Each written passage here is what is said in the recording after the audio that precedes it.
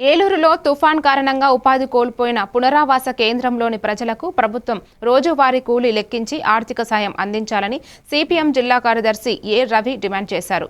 CPM నగర committee బృందం కస్తూరిబాస్ high school, Tangellamudi మసీదు పునరావాస కేంద్రాలను సందర్శించి బాధితులతో మాట్లాడింది.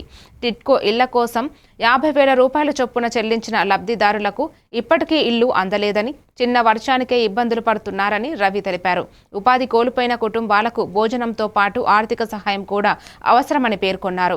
రాజస్థాన్ వలస కూలీలపై అధికార పార్టీ కార్యకర్తలు దోపిడీకి పాల్పడుతున్నారని ఆరోపించి వెంటనే చర్యలు తీసుకోవాలని డిమాండ్ చేశారు.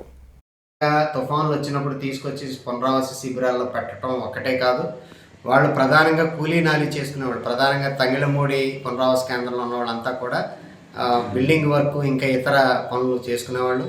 అలాగే కోడదెబ్బ కేంద్రంలో ఉన్నవాళ్ళు బొమ్మలు తయారు చేసుకుని రాజస్థాన్ ప్రాంతం నుంచి వచ్చి ఇక్కడ బొమ్మలు తయారు చేసుకునే పనులు చేసుకునేవాళ్ళు.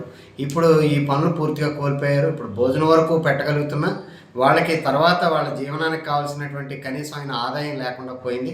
కాబట్టి ప్రభుత్వం వాటిని కూడా సీరియస్గా ఆలోచించి పరిష్కారం చూపాలి. వాళ్ళు కోల్పోయినటువంటి పనిదినాలకు సంబంధించింది వాళ్ళ వేతనాన్ని లెక్కించి ఇవ్వాల్సినటువంటి అవసరం ఉంది.